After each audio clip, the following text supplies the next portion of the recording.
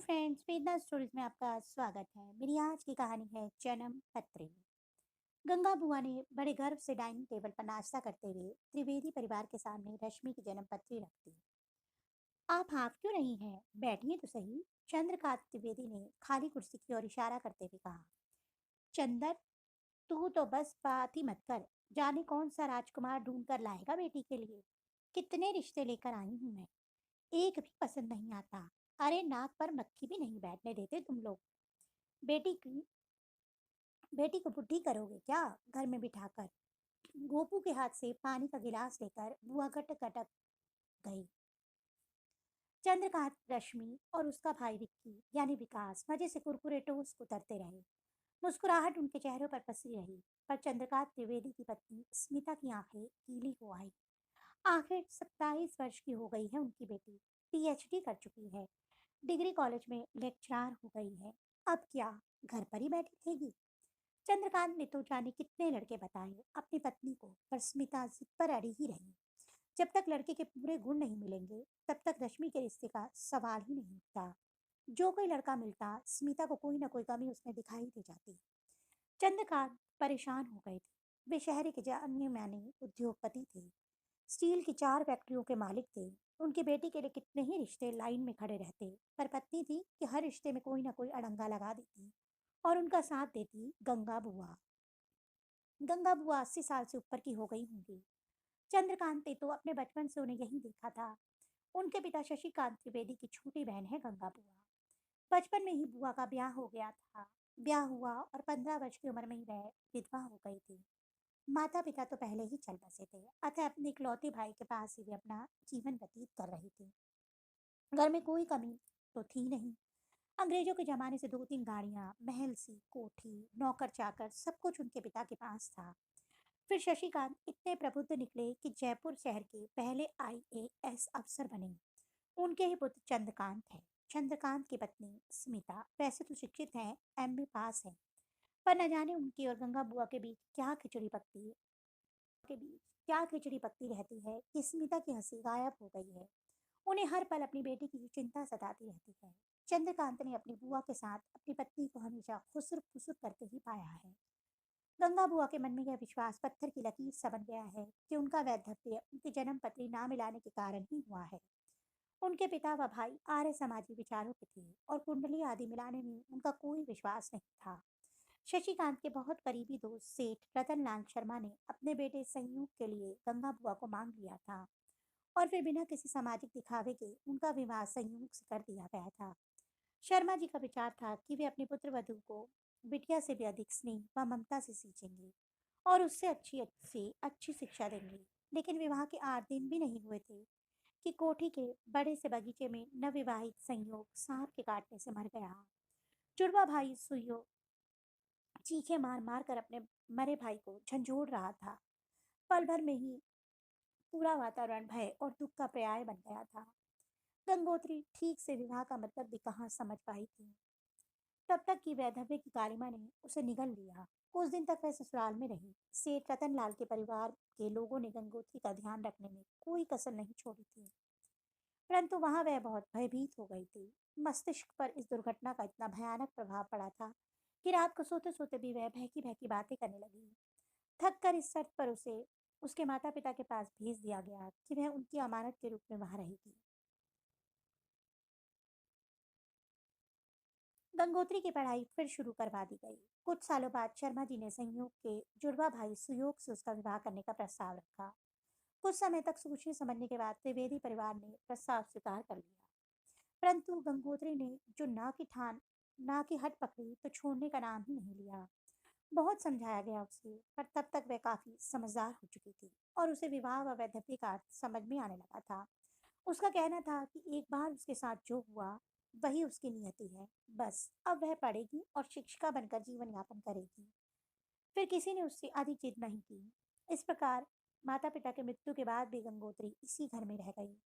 चंद्रकांत से लेकर उनके बच्चे, घर के नौकर चाकर, यहाँ तक कि पड़ोसी भी उन्हें प्यार से गंगा बुआ कहकर पुकारने लगे। यद्यपि गंगा बुआ अब काफी बूढ़ी हो गई हैं, फिर भी घर की हर समस्या के साथ वे जुड़ी रहती हैं।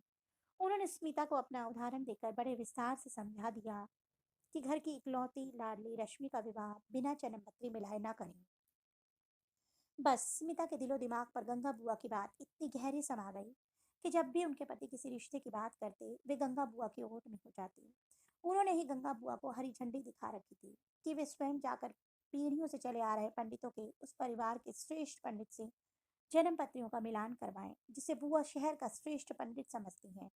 वैसे स्मिता का विवाह भी तो बिना जन्म पत्री मिलाए हुआ था और वह बहुत सुखी थी, पर रश्मि के मामले में गंगा बुआ ने न जाने उन्हें क्या घुट्टी पिला दी थी कि बस।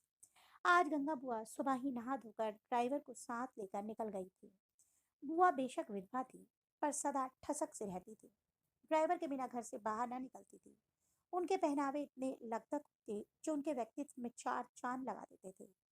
कहीं भी बिना जन्मपत्री मिलाए विवाह की बात होती तो वे अपना मंतव्य प्रकट किए बिना ना रहते। घर के सदस्य बेशक गंगा बुआ की इस बात से थोड़ा नाराज रहते, बट कोई भी उनका अपमान नहीं कर सकता था। सब मनी मन हंसते बुदबुदाते रहते। आज फिर गंगा बुआ रश्मि की जन्मपत्री किसी से मिलवा कर लाई होंगी। सबने मन ही मन सोचा। गोपू ने बुआ के सामने नाश्ते की प्लेट रख दी थी और टोस्टर में से टोस्ट निकालकर मक्खन लगा रखा था। तभी बुआ बोली, अरे गोपू, मैं किसके दांतों से खाऊंगी ये कड़क टोस्ट। ला मुझे बिना सिकी ब्रेड और बटर बाउल उठा दे। हाँ, मेरा दलिया कहाँ है? गोपू ने बुआ के सामने उनका नाश्ता लाकर रख दिया। आज बुआ कुछ अलग ही मूड में थी। क्यों स्मिता, तुम क्यों चुप हो? और तुम्हारा चेहरा इतना फीका क्यों पड़ गया है? बुआ ने एक चम्मच दलिया मुंह में रखते हुए स्मिता की ओर रुख किया। स्मिता कुछ बोली तो नहीं, एक नजर बुआ पर डालकर मानो उनसे आंखों ही आंखों में कुछ कह डाला। देखो चंदर, मैंने इस लड़के के परिवार को शाम की चाय पर बुला लिया है। उन्होंने अपने बैग से लड़के का फोटो निकालकर चंद्रकांत की ओर बढ़ाया। पर बुआ, आप पहले रश्मि से तो पूछ लीजिए कि वह शाम को घर पर रहेगी भी या नहीं। चंद्रकांत ने धीरे से बुआ जी के सामने यह बात रख दी। और हाँ, यह भी बुआ जी कि उसे यह लड़का पसंद है भी या नहीं।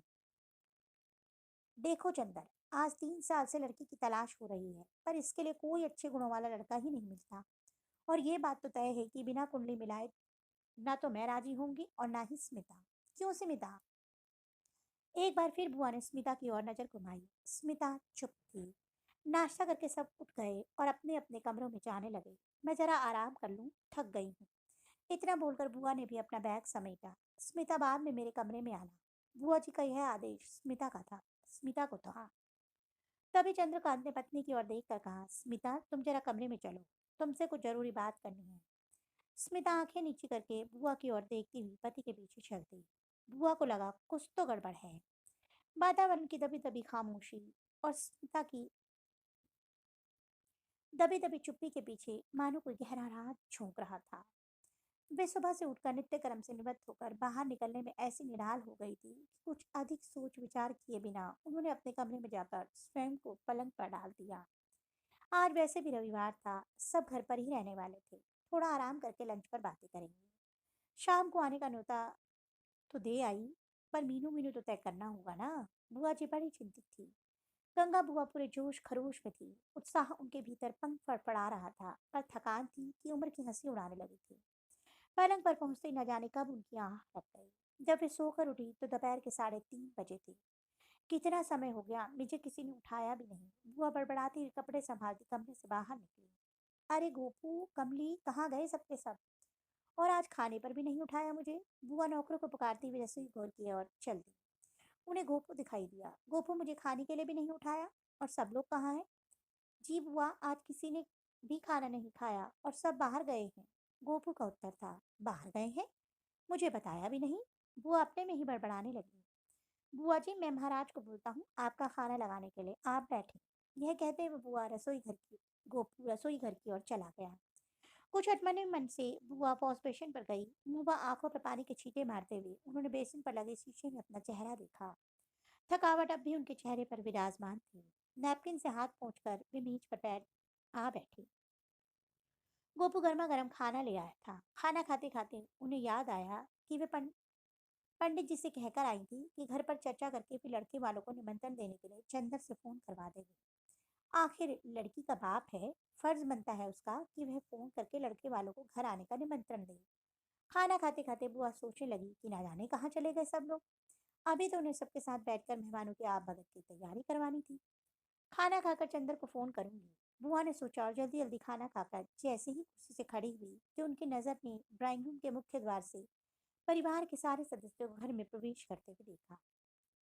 और ये क्या, रश्मि ने दुल्हन का लिबास पहन रखा है। उन्हें आश्चर्य हुआ और वो उनकी ओर बढ़ गई। स्मिता के अलावा परिवार के सभी सदस्यों के चेहरे पर हंसी थी और आंखों में चमक। लो, बुआ जी भी आ गई। चंद्रकांत ने एक लंबे गोरे चिट्टे सुदर्शन व्यक्तित्व के लड़के को बुआ जी के सामने खड़ा कर दिया। रश्मि's ग्रैंड मदर, चंद्रकांत ने कहा तो युवक ने आगे बढ़कर बुआ के चरण स्पर्श कर लिए। गंगा बुआ हकबका सी गई थी। बुआ जी, यह सैमसन जॉन है।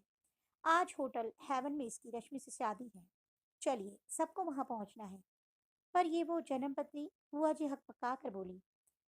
फिर वो स्मिता पर नजर डाली। उसका चेहरा उतरा हुआ था। अरे बुआ जी, जन्मपत्री तो इनके ऊपर वाले ने मिलाकर भेजी है। चिंता मत करिए, चलिए जल्दी तैयार हो जाइए। सैमसन के माता पिता भी होटल में ठहरे हैं, उनसे भी मिलना है। फिर वे लोग अमेरिका वापस लौट जाएंगे। चंद्रकांत बड़े उत्साहित थे, फिर बोले, देखिएगा किस धूमधाम से भारतीय रिवाज के अनुसार शादी होगी। बुआ जी कर्तव्य विमूढ़ से खड़ी रह गई थी। उनकी नजर में रश्मि की जन्म पत्री के टुकड़े हवा में तैर रहे थे। दोस्तों, आपको मेरी कहानी कैसी लगी कमेंट बॉक्स में अवश्य बताइएगा। और प्लीज़ प्लीज़ प्लीज़ मेरे चैनल को सब्सक्राइब करना और व्यूज़ देना ना भूलें। जल्दी एक नई कहानी के साथ मिलूंगी। तब तक के लिए बाय बाय।